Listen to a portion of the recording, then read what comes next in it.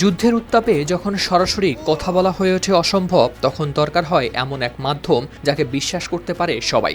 সাম্প্রতিক ইরান ও যুক্তরাষ্ট্র ইসরায়েলের যুদ্ধে সেই সেতু হয়ে উঠছে পাকিস্তান। তাই তো মধ্যপ্রাচ্যে 2 সপ্তাহের যুদ্ধবিরতি নিশ্চিত করে ইরানের পররাষ্ট্রমন্ত্রী আব্বাস আরাকচি তার সামাজিক যোগাযোগ মাধ্যমের পোস্টে পাকিস্তানের প্রধানমন্ত্রী শাহবাজ শরীফ এবং ফিল্ড মার্শাল আসিম মুনিরকে আমার প্রিয় ভাই সম্বোধন করে অক্লান্ত পরিশ্রমের জন্য তাদের জানিয়েছেন গভীর কৃতজ্ঞতা।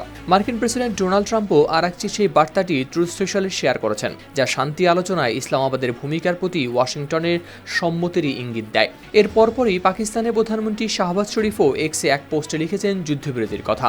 এখন প্রশ্ন হলো, যুদ্ধবিরতি আলোচনায় ইরান ও যুক্তরাষ্ট্র উভয় পক্ষই কেন ভরসা রাখলো পাকিস্তানের উপর? ইসলামাবাদের এই ভূমিকা অবশ্য হঠাৎ করে আসেনি, বরং এটি তৈরি হয়েছে আস্থা, কৌশল ও প্রয়োজন, এই 3 কারণের সমন্বয়।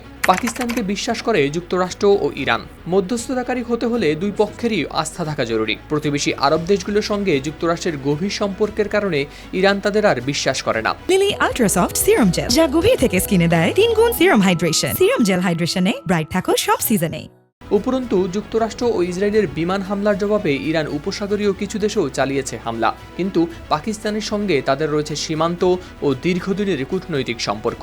যুক্তরাষ্ট্রের ক্ষেত্রেও গেল 1 বছরে পাকিস্তানের সঙ্গে সম্পর্কের বেশ উন্নতি হয়েছে। ইসলামাবাদ ট্রাম্পের বোর্ড অব পিসে যোগ দিয়েছে, যা শান্তি প্রতিষ্ঠায় কাজ করছে গাজায়। কূটনৈতিক তৎপরতা, ওয়াশিংটন ও তেহরানকে যুদ্ধবিরতিতে সম্মত করেছে মার্কিন ভাইস প্রেসিডেন্ট জেডি ভ্যান্স, ইরানের পররাষ্ট্রমন্ত্রী আব্বাস আরাকচি ও মধ্যস্থতাকারী হিসেবে পাকিস্তানের ফিল্ড মার্শাল মুনিরের দক্ষ কূটনীতি।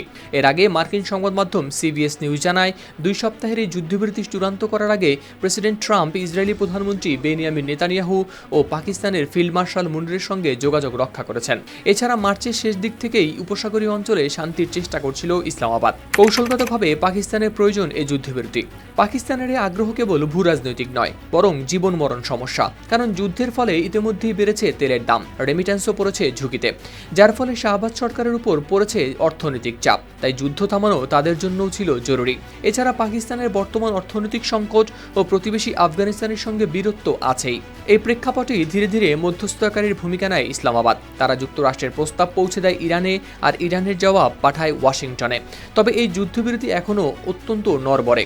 যদি এই শান্তি আলোচনা ভেস্তে যায়, তবে মধ্যস্থতাকারী হিসেবে চরমভাবে ক্ষতিগ্রস্ত হবে পাকিস্তানের ভাবমূর্তি।